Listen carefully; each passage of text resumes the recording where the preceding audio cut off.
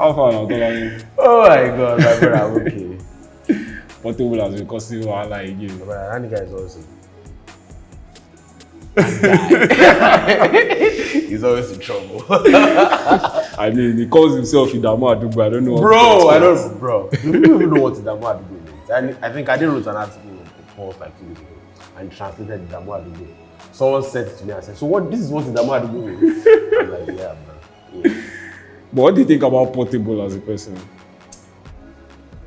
Portable is a first year. I think at some point in his career, he needs to enter Nollywood. Okay. I really think so.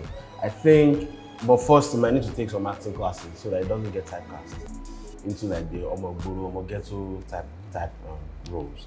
But the truth about Portable is he's from the trenches. Excel has told this story several times on our show, on our podcast, but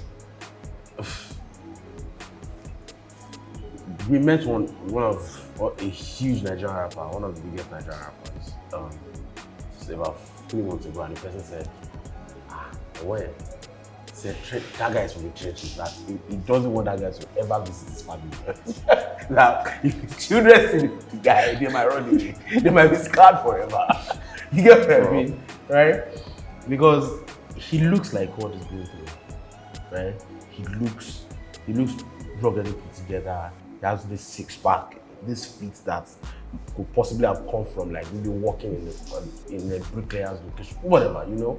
Like he's been eating bread and coke for a long time, you know? That's what it looks like. And then his hair, well, it's from the trenches in the sense that he grew up in Ogun State and he came to Lagos because he had a talent. But you have to also understand that the reality of those are inner city struggles. People like us, I mean, my parents are not rich. I'm not from a rich family, I'm from a lower middle class background. He's not from lower, he's probably from the lower class, right? Where like different rules apply. You know when I use this quote several times, but it always works, it always applies. Kendrick Lamar on Black Boy Fly, when he said niggas like him never prosper as a prognosis, right? I feel like that's what people like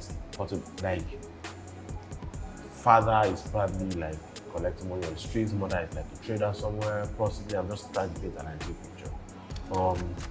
Possibly on the streets from a young age, started smoking really early, started drinking alcohol really early, not a lot of parental control, even though there's parental love in the sense of provision, right? His heroes on the streets are probably like, possibly, I'm not sure it's not a fact, possibly like cultists and Yahoo boys. So his idea of heroes in life is probably like a lot of people that he looks up to and how he thinks he can get out of life is probably to Yahoo, right? And that's why on the streets, Yahoo is glorified. That's why you can never take it out of Nigerian zeitgeist. Because that's what a lot of people think. That's their reality. That's how they think they can get out of that.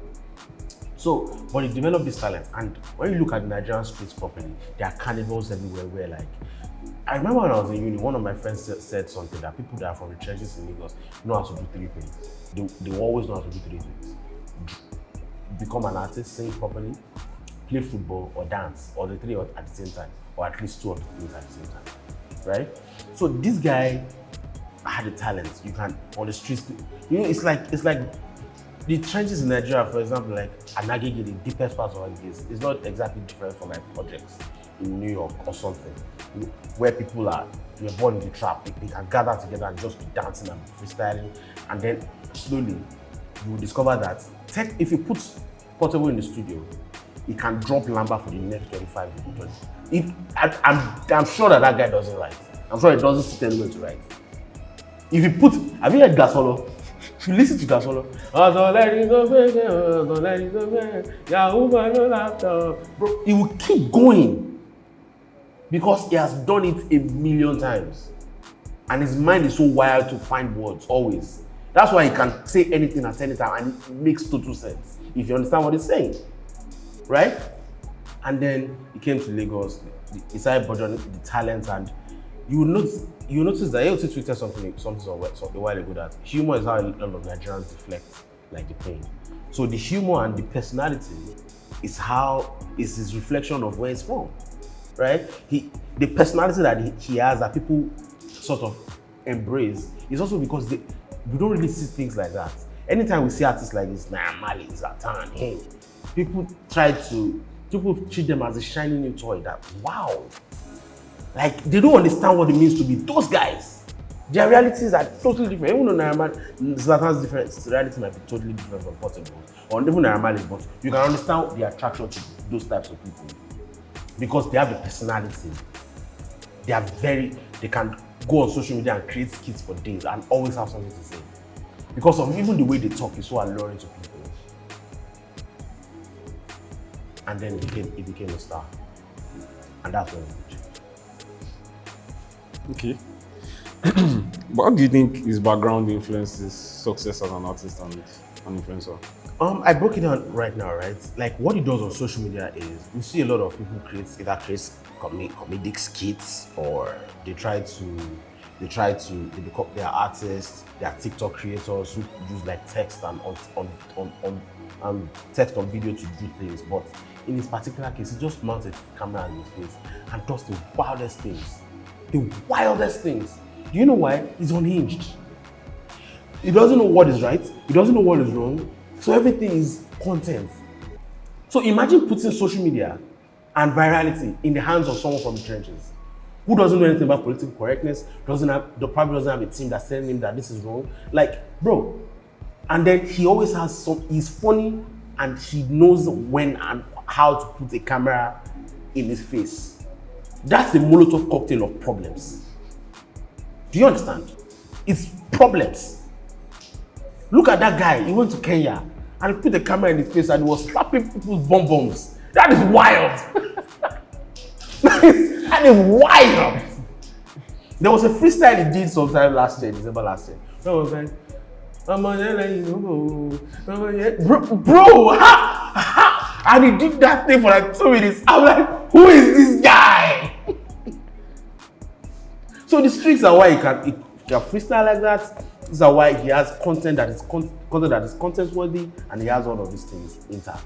And his talent, what makes him special, what makes him stand out in terms of the music and as an influencer, everything came from the streets. Because the things he does, the fact that it's only from the streets, like I said, and the music that makes him special because he can produce blah blah, it's also from the streets. He owns those things on the streets. That's it. Okay. Seems like people are egging him on. Do you think these praises that he gets are affecting him negatively? 1000%, bro. Maybe not negatively, but if you get praised, one of my OGs says something. The reason why you get praised on social media, if you are not careful, it's going to be the reason why you get dragged. Always, and it's always pushed. Always. Look at Tunde Odokoya. People praised him for his girlfriend for the longest time. That's the most harmless reason why you can drag someone. But guess why they dragged him? Guess why? His relationship.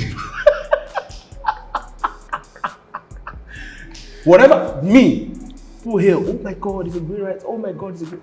Why did they drag me? Bro, that's life. So the reason why he's getting hailed, yes, is the fact that people hail him. Now, someone that doesn't understand political correctness and you put him in a place where he's getting praised constantly for doing the wildest things. And he has all these followers for doing the wildest things. What do you think is going to happen? What do you think is going to happen? Oh my goodness. But at what point does this need to stop? It needs to stop when. So when you are Portable Olalolu, the guy that blew in December, you can do it whatever. You can come on social media and drag Popoli, and it becomes news, right? But when you started getting brand deals, and started traveling out, and started getting nominated for Headies that is brand supported, then you need to adapt your behavior. Because now, so, like I was saying the other time, I'm digressing now. This guy's probably never thought of. The thing about Yahoo Boys is, people say, oh my God, they don't say it. Or people talk about like artists, they don't live like that. They don't live like that, like they want to live tomorrow. I listened to a podcast, Beyond Today, if I'm not wrong, on BBC. I don't know why that podcast, BBC, bring Beyond Today back. The guy said he prefers to live in prison than to be living outside. Do you understand? They were talking about British gang culture. It means that it feels safer because there's structure, there's food, there's calm in prison. If he was outside, he could be dead. So people like that probably don't think they are going to live tomorrow. And that's why you can see people in Lagos, when they are going to rob you, they are going to say, oh, they are looking at them, they don't care. They have no care in the world. They don't think they are going to see tomorrow. So with you, they are nothing. The same goes for Yahoo boys. They probably didn't think they were going to make money in their lives. So it's also like the trappers in America, how they carry money and put it in their ears and they flaunt, they buy jewelries, heaviest jewelries, worth $2.5 million. Like, bro, right? Because a lot of them never thought they were going to make it out. So bringing it back to these guys, he probably never thought he was going to make this amount of money. And that's why he does the craziest thing. He throws out money every time he's going out. He always has cash. Right? He always has cash. But I think he bought like a Lexus or a Range Rover some months ago. Crashed like a Highlander over the weekend. Right? And then when he was walking out, people were yelling, Baba, what bro, and he was making call, he was feeling like a big man. You understand? But that's where the problem begins. Because now you have no filters. You have nobody to tell you that this is wrong. Nobody to tell you how to save. Nobody to tell you how to invest. Nobody to tell you, oh, you probably maybe built 1 or 2 houses and think, oh, it's good. No, you're not. Because now is where the real money can begin. And when you're not brand friendly, there's a problem. Look at Shatawale. I was talking to someone, to a label services boss, about 6 months ago. I mentioned it to about 2 weeks ago on the show. And I said, give Shatawale a deal because he can give you, he's talented and he can make great music. And then, who is going to give Shatawale a deal? Do you want problems in your life? Do you understand? So the moment he gets there, brands start to say no. The cool brands start to say no. A lot of people might not want to be associated. And that's where the problems begin. If you are threatening someone, he thought it was a joke. No, that's not a joke. It might have been banned, but no, it wasn't banned. And people think, actually they tried over the weekend, and people still think it was about getting criticized by the Headies. No, it's not about the Headies. I mean, it is, but it's not. It's about the long-term effects of what you did there.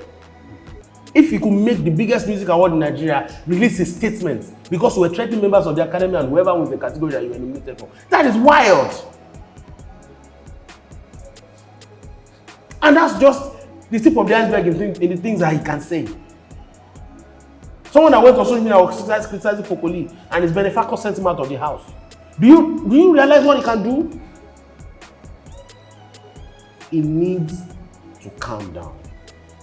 He needs people on his team. It's just like how the EP released. I listened to that EP. In my mind, my brain wanted to explode because I could see all the talent that this guy has. And he has the worst producers in the world and the worst sound engineers. Like the music itself, because it's not working with the right set of producers, the music is slowing down. Maybe because people don't want to be associated with it. Maybe because they've heard 1 or 2 things. Because Excel, shout out to Excel Joab is a friend. He says, put Portable in the house with Mastercraft for a month and see what is going to happen. Bro, put him in the house with Mastercraft. Hits! Because he has Lamba for years to say. But is that going to happen? Maybe not. Because probably doesn't have members on the team that are thinking clearly. So first is first, he needs people on the team that he trusts. He needs to understand what is at stake.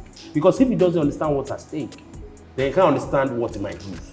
And he can't understand that his tomorrow might be actually jeopardized by his behavior and by the fact that he's not taking the music as seriously as a could be. Because he needs an ear. Now understand what is necessary. Not just someone that will let him go and make all this. Bro, that's not every time. Do you understand? You need someone that can actually say, okay, sit down, let's find a range. Let's plug this in. Or you release like 100, record like 100 songs like that. They will say, press release an album. They'll just pick 6. That's how and they release. Right? You need somebody that can think clear, that actually has brains on the thing. And that person also needs to be someone that is brand aware. And needs to say, we need to make you not say that or this, or present you in a certain way. You must still appeal to the streets because that's where your audience is. Like, he can't change that personality that he has, but it can be controlled and channeled into something that is more profitable. Because if it doesn't do it, it's very dangerous. It's very dangerous. Nigeria the industry is growing, the creative industry is growing, and you need to be as friendly as possible, and that's part of it.